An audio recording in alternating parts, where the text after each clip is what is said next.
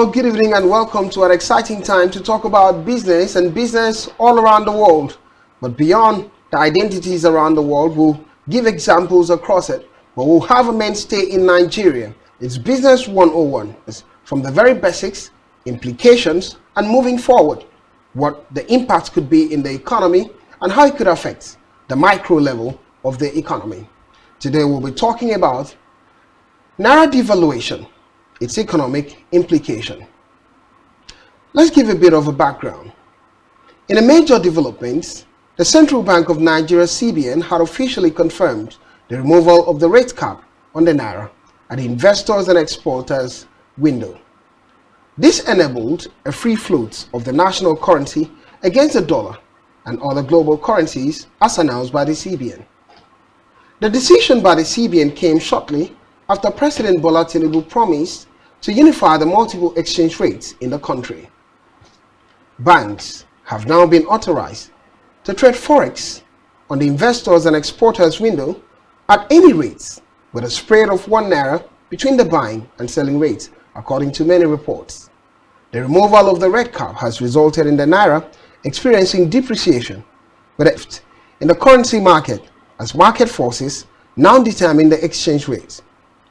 As outlined in a press release signed by the Director of Financial Markets, Angela Sere Ejembi, PhD, on the 14th of June 2023, will now be conducted through the investors and exporters window, including application for medicals, school fees, BTA, PTA, and SME, significant step in Nigeria's currency reforms. The elimination of the rate caps and the adoption of market-driven forces are expected to promote transparency, efficiency, and increased liquidity in the forex market. Today, we will be analyzing the economic implication of Naira devaluation. From the word Nigeria by Obafemi Awolowo. However, Naira as a currency was launched by Shehu Shagari as Minister of Finance and sterling at a rate of 2 naira per pound in 1985. It experienced its first devaluation due to an economic crisis and has since been pegged to the United States dollar at different rates in order to manage inflation, for $10 million. Then, a dollar was equivalent to 61 kobo. Return to that level any longer, and Naira continues to be devaluated and depreciating. It would form the crux of a conversation today where we x-ray the very fine details regarding recent devaluation of the Naira and the depreciation that is taking place in a free-floating economy. My guests will join me soon where we x-ray the very fine details in this one. Don't go anywhere. We'll go on a short break. When we return, the talking point continues.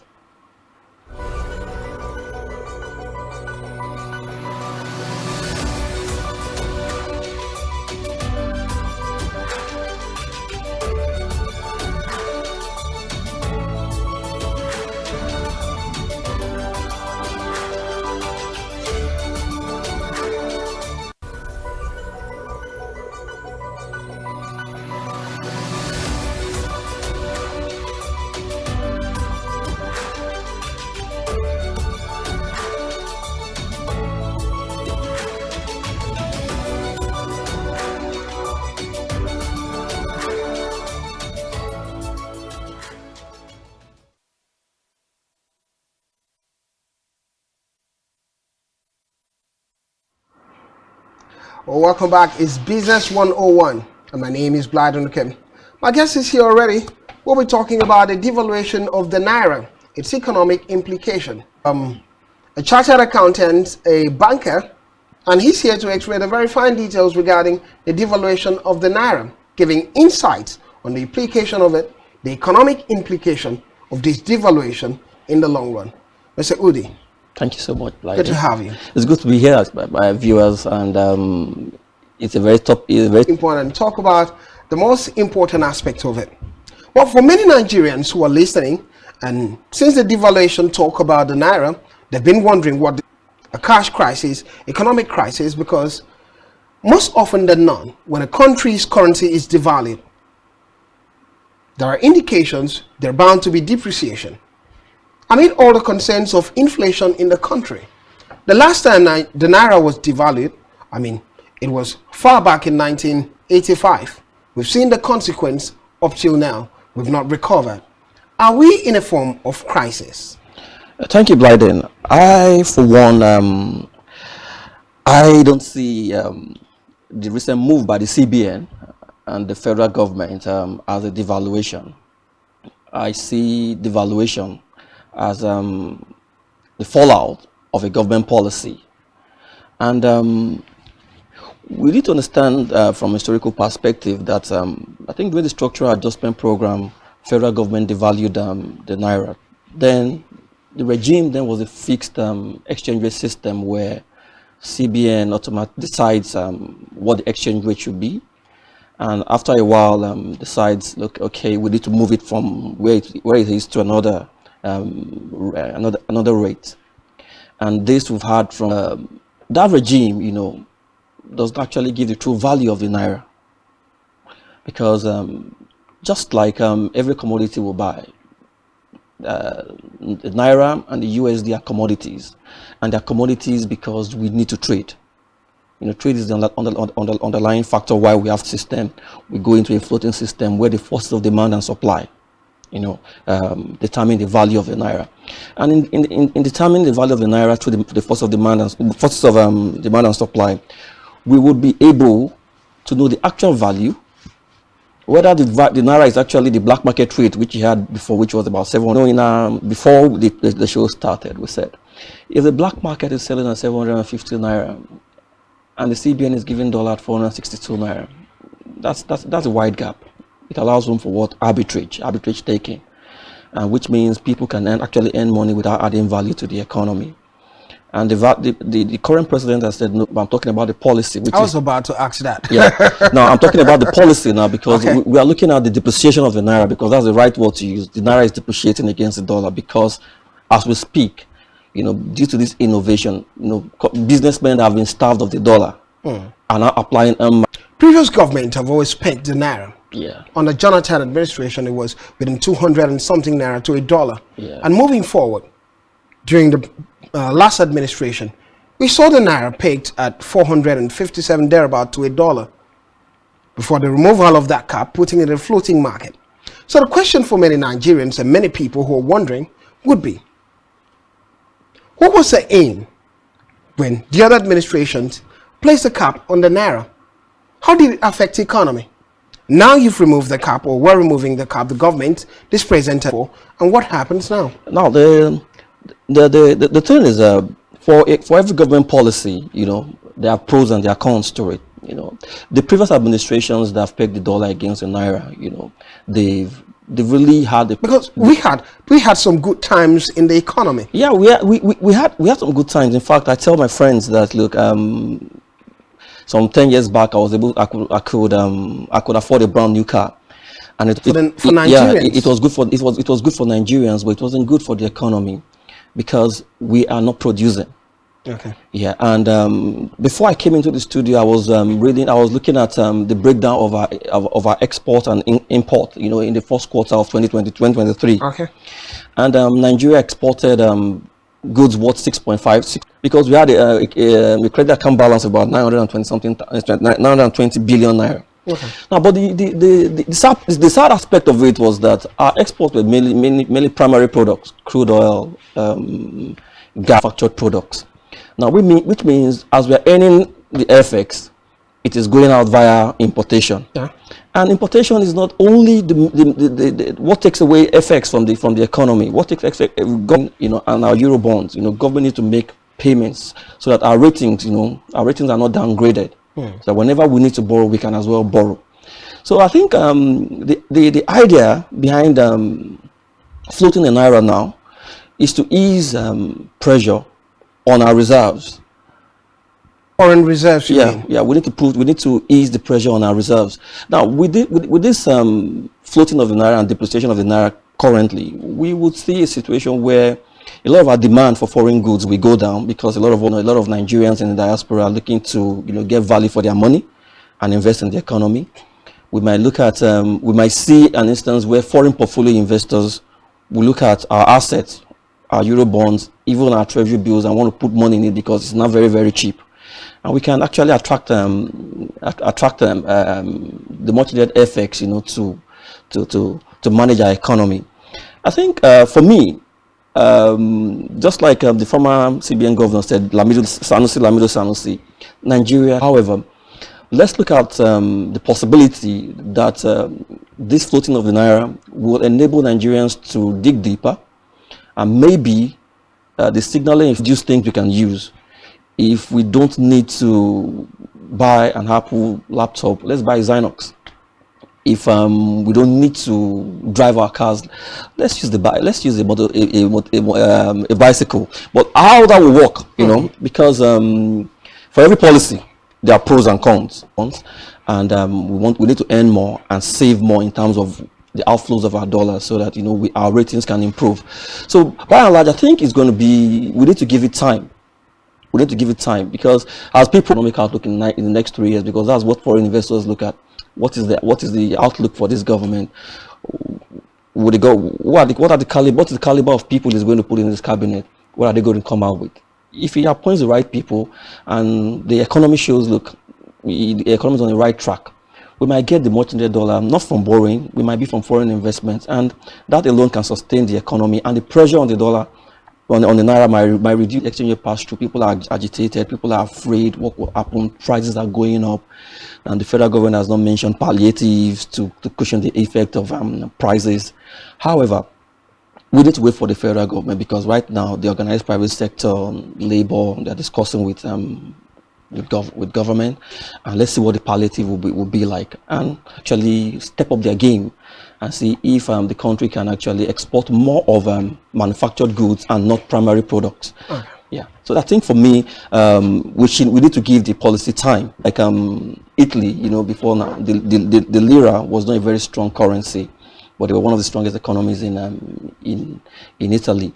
And one of the reasons why China is superpower, the renminbi, the yuan is a very, very strong currency, but they deliberately, devalue the currency to ensure that they are, with the flow of trade to China. With the flow of trade to China, the renminbi is supposed to be stronger, because there'll be a lot of foreign currencies chasing the renminbi. But the Chinese government is looking at the fact that, look, we have a lot of people to feed, we need to create jobs, and if we produce our phones and our techno phones, and you want to price it the way the former President Trump, was like, look, this is economic sabotage. Your currency is stronger than what they're putting out there.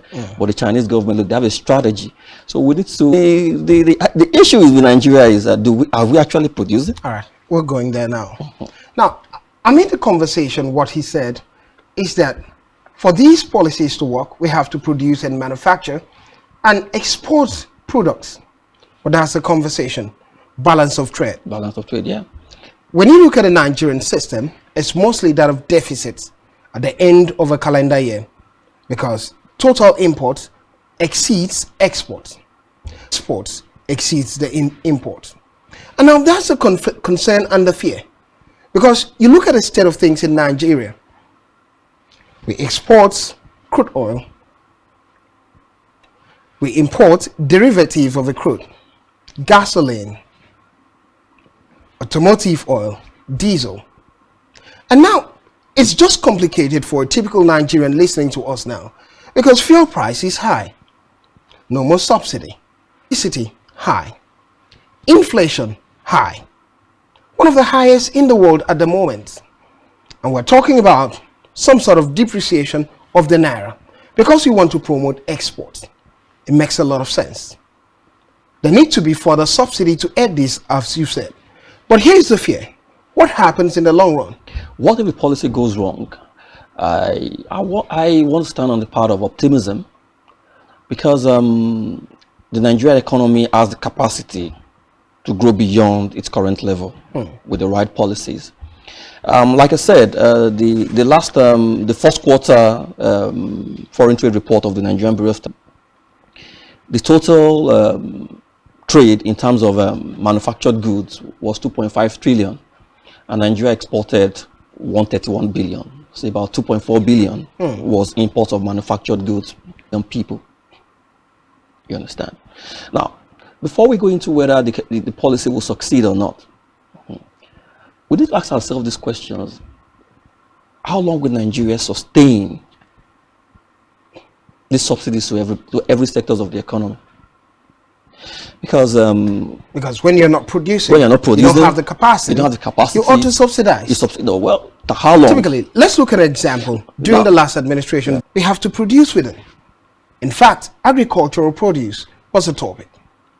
But in Nigeria, within that administration, our GDP was the lowest growth over time. During that administration, food inflation was the highest, meaning we're not producing enough. So on one hand, you taking away the subsidies, you taking away the opportunities that would come from importation, while you've not made the ground. Optimistic about this policy. You know, my position is this. See, we can't continue to export jobs and expect the economy to grow. You understand? You know, maybe a miracle. We can't expect a miracle. Now, well, in terms of food inflation, yeah, I might agree with you on the issue of the border closure. But one of the beauties of the floating of the economy of the currency is the fact that it allows what we call reallocation of resources. Most people, if you can produce refined crude products, produce refined crude products and sell to the West African sub-region and make money, we have a comparative advantage in terms of what oil and gas, but we are not maximizing it. However, I hope with coming on board of the Dangote refinery and maybe the Boas refinery, we might be able to achieve some form of capacity there. You see, before now, the federal government has tried to put its hands on a whole lot of things. You know, we want to produce batteries at the state level, exide. We want to produce things you want to put your money into. Can they compete in the international markets? You know, they couldn't. That was why in the 80s we had a lot of companies in Nigeria, but you know, they were not competitive. The Nigerian market was not large enough, and they could not compete globally, and they all fizzled away. And still can they? Until today, you know, we had to privatize some of them, and even those who bought into those companies could not make money, and they couldn't resurrect those companies. So now is the time for us to look, we might have to take the very bitter pill down and let's look at import substitution, and let's tell the government, look, the government, oil and gas, we could make money that could sustain the economy. Look at Google, for instance. You know, Google is larger than ExxonMobil. You understand? But it's an economic framework that allows Google to thrive. It's an economic framework that allows, you know, Facebook to thrive. You know, this is the information world. We have a lot of information technology companies that are doing well of the Nigerian space. We could make money from other sources, you understand, and we can actually open the borders and actually do a lot of importation. But at the moment, you know, this is something that needs to be done. Because you and I, you know, we could enjoy the subsidies, we could drive brand new cars at 150 naira. However, there are debts to be paid. We need infrastructure. We can afford it. I gave an analogy. You know, Nigeria produces about 2 billion barrels of oil per day. Iran produces about 16 billion, about 2 billion barrels per day as well. We are about 2 million. Yeah, we are about 200 million Nigerians. Iranians are less than 20 million. You understand? And we earn, you know, the income level is the same. Federal government, a large, you know, federal bureaucracy. It shows there's a huge pressure on our resources. Okay. And if you look at the flow of FX into the country, about 80% of our FX sources comes from oil and gas, and nothing more. And Nigerians, you know, we have this taste. We need to buy, you know, new cars. We don't produce these cars. We need to buy phones. We don't produce these phones. We need to do a lot of transactions. Even sending children abroad from SME businesses every day.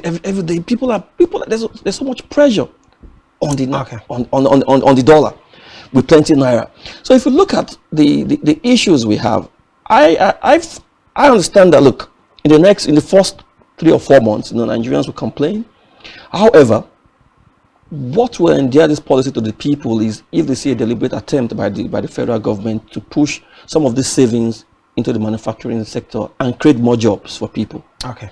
If you create more jobs for people, and if we get to have some bilateral agreement which sees a lot of our products going to the international markets and people are selling, the moment people are selling and we can repatriate FX and the economy expands, you know, we will make more money and the Nigerians will be happier for it. You can't have a 33.3 unemployment rate. Put it in direct perspective. Yeah. Because we've talked about the macroeconomics, how it works. It would work for the economy, would work for the economy. But the typical Nigerian is thinking, fuel price is high right now, and it doesn't seem as if it's coming down. Electricity tariff is high right now, and it doesn't seem as if it's going down. And we're talking about diesel price now currently. There's a 7.5% VAT on it. And that's concerning from a Nigerian point of view. While this policy looks so beautiful on the surface of it when it has to do with macroeconomics, the angle would be, how does it trickle down to the ordinary Nigerian? How do I get to feel it in the long run? Because obviously things are still high. Yeah, in the long run, well, we expect that for me, a strong currency doesn't mean a strong economy. Okay. You understand? You could have a strong currency and a very, very weak economy, while you might have just every policy to yield results. And for me, on the long run, it could swing both ways. It could swing both ways. But at the moment, if we look at the effect right now, people are growing under the pain of increased prices. I sympathize with people. I sympathize with myself as well, because I'm a 9-to-5 person as well, and the cost of fuel, everything has gone up. But on the flip side, I want an economy where I can decide to quit my job and get another one. I want an economy where I'm sure that my next door neighbor won't attack me because he has no job. Okay. And that is what we are going through at the moment. If we have 33.3% unemployment, something needs to be done. If we continue to support the dollar. Now, I know you're a man that's quite optimistic. What could be the worst that could happen if this policy falters? Yeah, and the naira gets depreciate even further. And we don't get investors to come in, and the naira depreciates even further. Maybe the CBN will be forced to peg, but go back to same old. Yeah, but they will be forced to. They might peg economy on one side, at the same time trying to project to the world that we are a strong country with a strong currency. So the pegging structure has been falsified over time. See, pretense. Is the pretense. Look, Blyden, let me tell you something. Tell me. I tell people, look, when China, when Taiwan, and a whole lot of them started, they were very poor countries at some point. China was struggling to feed over 1 billion people. Even India, they had to dig in. You understand? And they had to start doing something. They needed to what? Trade. Is it that we are extracting what? Crude? Or we are extracting what? Sesame seed? Or we are extracting cocoa beans and taking to Europe? And taking them to Europe, while some of those countries, while other countries are what? They are value-adding countries.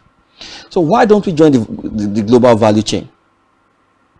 The only way we can create jobs is what? To join the global value chain. If you check your laptop will have the keyboard from somewhere else. And every country, there are countries in the global value chain. But Nigeria, we are large, we have the population, we have the intellect, we are not part of it. We are just an extractive nation. Yeah. And you can't sustain 200 million people via extracting. Because these people, they live in what? A global village. They see what is happening in the US, they want it. You understand? And the duty behoves on you. They set up WeChat to rival what? What is that app called? Facebook? Not Facebook. TikTok? No, not TikTok. TikTok is Chinese, yeah. Yeah, TikTok is Chinese. WeChat is Chinese. This is what one you called me on right Twitter. now. No, not Twitter. The one you called me on right now. WhatsApp. Login. So for us, I think as citizens, we shouldn't look at the downside of a policy. And for you guys in the fourth estate, I believe that you should actually be showing the government the route to go. Okay. You've taken off the peg, sir. What are you going to do to ensure that you get the 33.3% of us not working? Okay. Are you going to go to Europe and get MOUs with EU to ensure that our goods get into the EU and we can sell and repatriate money back home? Are you going to go abroad and talk to? That way we can actually see our currency appreciate. Remittances alone, can solve our current our FX issues. When you say remittances, what are you referring to? I'm talking about repatriation of funds by our citizens in diaspora. Okay, who's sending funds back home? Who send funds back home? See, we've seen a whole wave of what we call jackpot in the past 4 or 5 years. Yeah. And if you meet these people using the the Nigerian Diaspora Commission, talk to them. Not every time, no congratulatory messages to boxers and footballers. Talk to people. Look, this is what we intend to do. Your people back home will complain to you. However, to help them, apart from sending money home to them, look at what you can do in Nigeria and employ a few of them. If you produce anything in Nigeria, look, talk to the Ministry of Trade and Investment. We can get you agreements to sell. Return. The conversation continues about the devaluation of Naira, the depreciation of Naira, the implication of recent policies regarding the Naira, a free-floating market. What is the outlook for the future? Amid the fact that Nigeria isn't producing, a look at the opportunities in the FX market. One of the state of things that the president talked about was having a unifying exchange rate. We'll explain that and how that can happen and what the current.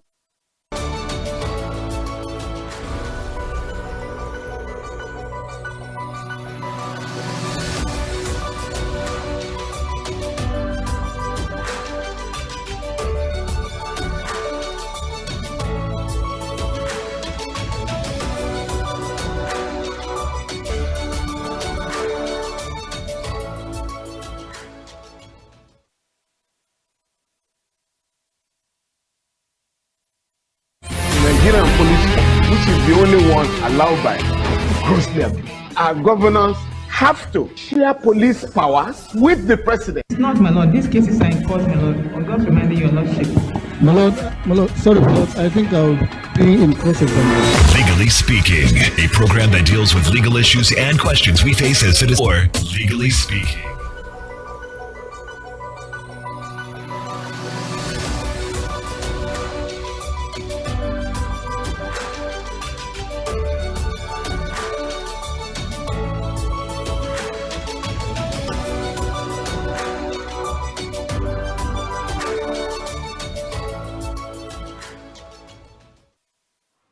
Welcome back. It's Business 101 and my name is Blyden Ukem.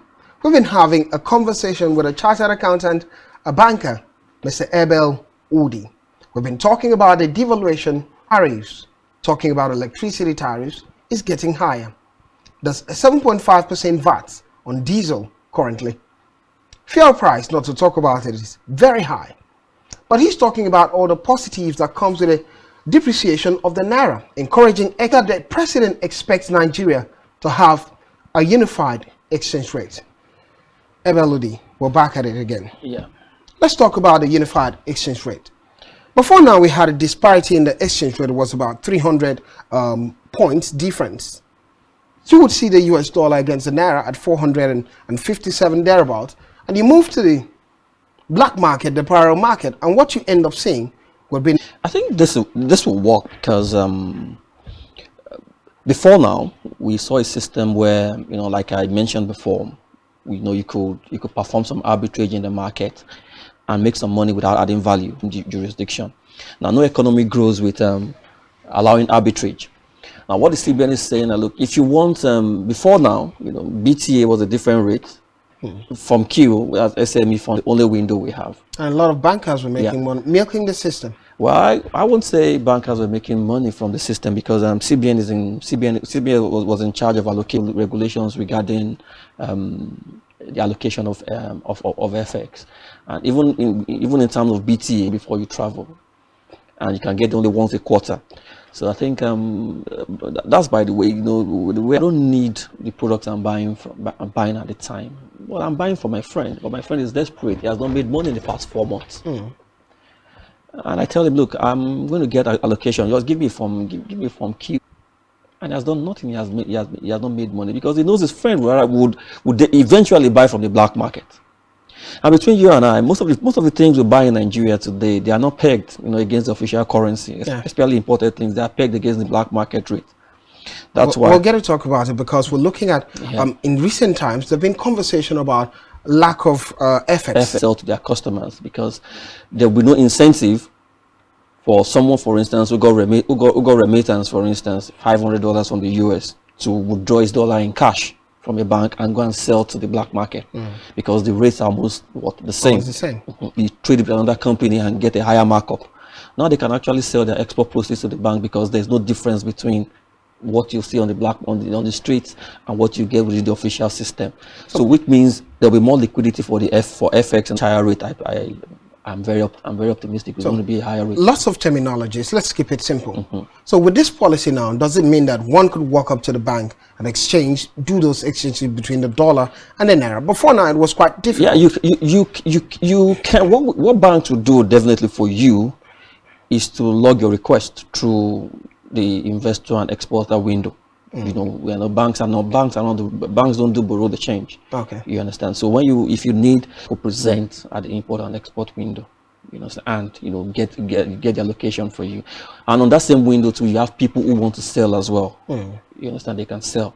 While for typically just like a general exchange, we even see with cryptos. Just general exchange you see in your regular market. I don't want to talk about crypto because there's no unified position on crypto in Nigeria. For me, I wouldn't talk about crypto because there's no unified position on it. However, I think everybody's that's going to buy dollar will still go through the I&E window.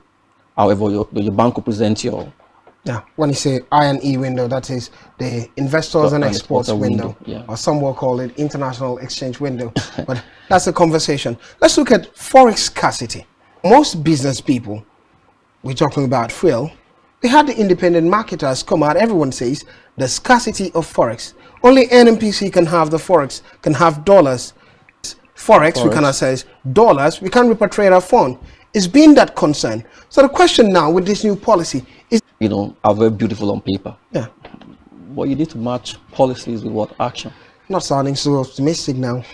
Go ahead. You need to match policies with actions. You see, if you have $1,000 that you could sell at 45,000 naira, if your capacity is just to earn $1,000, whatever, if you don't apply yourself to production. Now, coming to your question, is this the end of scarcity? No, it won't be the end of scarcity. However, it is the next steps after the floating that will determine if there will be scarcity or not. Now, there will be scarcity if of generating FX. Then there will be scarcity. But if we apply ourselves and we do the right things, the economy grows. Investors see what a good outlook to our economy. For instance, if investors see that, look, this person knows what he's doing and money is coming into our economy and we have enough dollar to cover our cost, the waiting game. And I'm sure the president's cabinet, you understand, will have an effect on the currency. Because if he announces a super cabinet and investors see, look, this cabinet is going to take Nigeria, places.